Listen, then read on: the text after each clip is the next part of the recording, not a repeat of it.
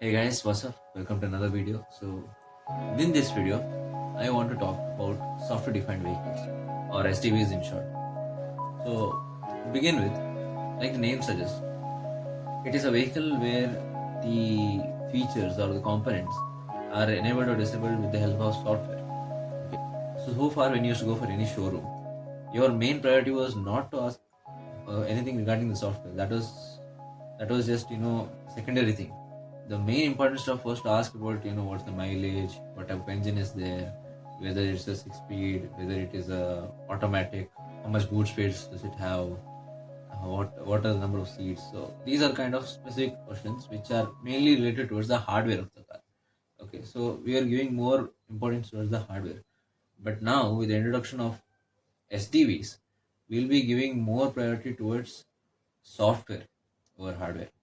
And when I say software defined vehicles, you may think it's just on a conceptual level, but if you look at the cars in a bit more detail, you'll understand that we are slowly moving towards the concept of software defined vehicles. Sooner or later, we'll be in a phase where everything will be software defined.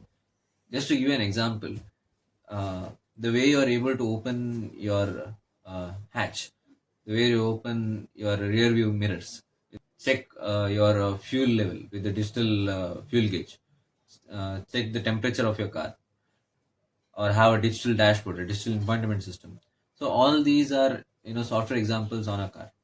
And believe it or not, these are just the starting steps from which we start to move towards more critical components of the car being controlled by software. These are just auxiliary functions, right? Rear view mirror, the infotainment system on a dashboard, they are just auxiliary functions. They do not impact the car critically. Uh, Whereas if we talk about the more critical parameters like the engine, the transmission, or any of these hardware, critical hardware components, when software takes control over them, that is when software defined vehicles will truly come into picture. Also, let me give you a few examples on some recent implementations of SDVs. So, take for example Tesla. Tesla has a feature which they have locked behind a paywall. Okay, so this feature allows the vehicle to gain an additional 20 miles of range. Remember, we are not changing the hardware, we are not changing any type of battery, motor, nothing. Just just by paying a certain amount and Tesla installing that particular software in your device, in your car, you'll be able to unlock an additional 20 miles of range. 20 miles. Okay, not just 1 or 2 miles, 20 miles. That's a big number. And another example is of Volkswagen.